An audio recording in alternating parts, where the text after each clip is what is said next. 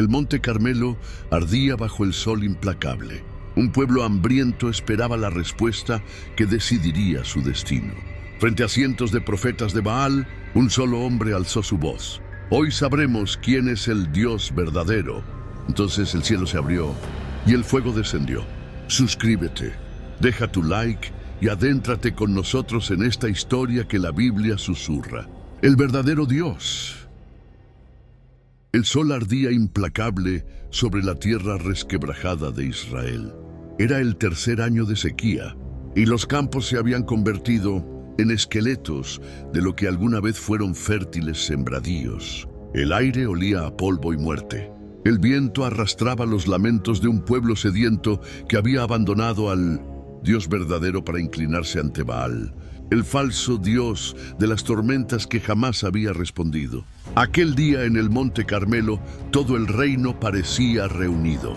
Los hombres estaban vestidos con harapos, las mujeres llevaban niños famélicos en brazos, y todos tenían un mismo rostro, el rostro del hambre y del miedo. Entre la multitud, la tensión era tan densa que parecía una nube invisible. Elías, el profeta del Dios de Israel, estaba allí de pie, solitario, con su túnica desgastada y su mirada encendida como brasas. Sus palabras, pronunciadas días antes, todavía resonaban en el aire. ¿Hasta cuándo claudicaréis entre dos pensamientos? Si Jehová es Dios, seguidle, y si Baal, id en pos de él. Frente a él, como una sombra macabra, se alineaban los 450 profetas de Baal. Sus túnicas rojas y negras ondeaban como bocas abiertas en el viento. Habían llegado con tambores, cuchillos rituales y rostros pintados con ceniza, invocando a su ídolo silencioso. Elías levantó su voz sobre el murmullo del pueblo. Hoy sabremos quién es el Dios verdadero. Tomad un becerro y preparadlo sobre el altar, pero no encendáis fuego. Invocad a Baal, yo invocaré a Jehová, el Dios que responda con fuego. Ese será Dios. Un murmullo recorrió la multitud como un escalofrío. Nadie habló en contra. Nadie se atrevió. Los profetas de Baal comenzaron su ritual. Colocaron el becerro sobre la leña y levantaron los brazos al cielo vacío. El sol seguía implacable y la tierra se estremecía bajo los pies de los hombres. «Baal, óyenos», clamaban, sus voces cada vez más ásperas, como si un vacío invisible las devorara. Durante horas gritaron. El monte se llenó de un ruido desquiciante de cánticos y alaridos. Se cortaban la piel con cuchillos de obsidiana, dejando que la sangre goteara como un sacrificio vivo. Sus cuerpos se contorsionaban bajo el calor, sus ojos enrojecidos parecían poseídos por algo más oscuro que el cansancio. Elías los observaba, sereno, con un dejo de ironía en la voz. «Gritad más fuerte, tal vez está dormido, tal vez está de viaje.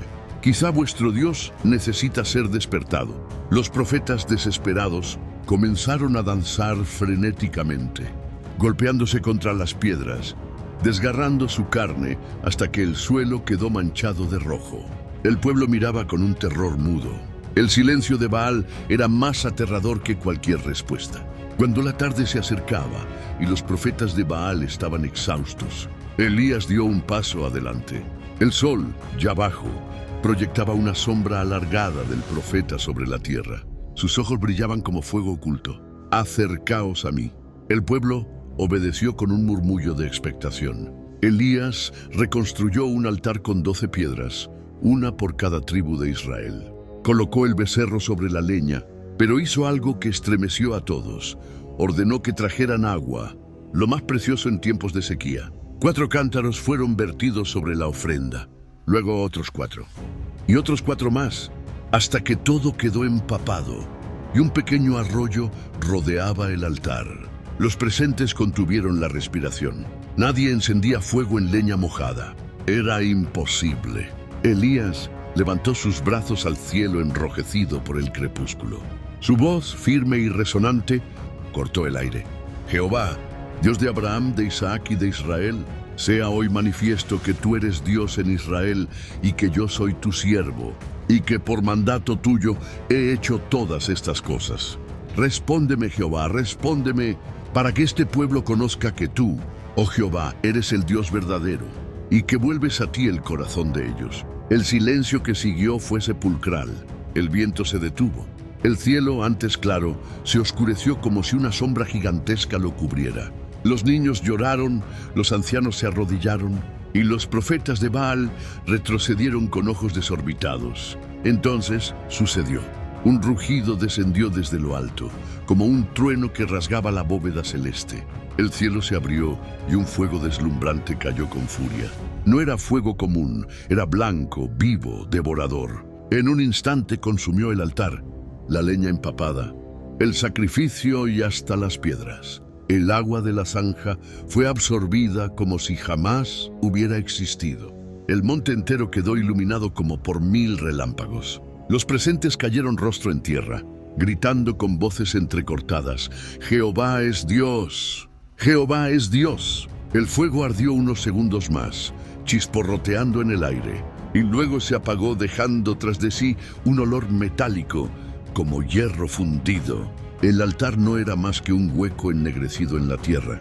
Los profetas de Baal palidecieron. Algunos comenzaron a huir, otros a murmurar plegarias inútiles. Pero Elías, con la autoridad del Dios vivo, levantó su voz como un juez implacable: «Prended a los profetas de Baal, que no escape ninguno». El pueblo, ahora enardecido y aterrorizado por lo que habían visto, obedeció. Los falsos profetas fueron arrastrados hasta el arroyo de Sisón. El rugido del agua resonaba como un eco de justicia. Allí fueron ejecutados, y sus gritos se mezclaron con el murmullo de la corriente, como si la misma tierra los tragara. Elías permaneció firme, observando, su silueta recortada contra el cielo ahora despejado. La sequía estaba a punto de terminar, pero la lección había quedado grabada. El Dios de Israel no era un ídolo de piedra, sino fuego vivo, juez y señor sobre todo. Cuando el pueblo se dispersó, aún quedaba un silencio extraño en el aire. Nadie se atrevía a hablar en voz alta, como si las piedras del Carmelo pudieran recordar las voces de los profetas caídos. Elías, en soledad, levantó la mirada hacia el horizonte. Una nube pequeña, apenas del tamaño de una mano, comenzaba a surgir del mar, anunciando la lluvia que pondría fin a la sequía. Pero aquel día, el agua no era lo más importante. Lo que todos habían visto y sentido jamás se borraría: el fuego del cielo. El terror de los profetas, la revelación del Dios verdadero.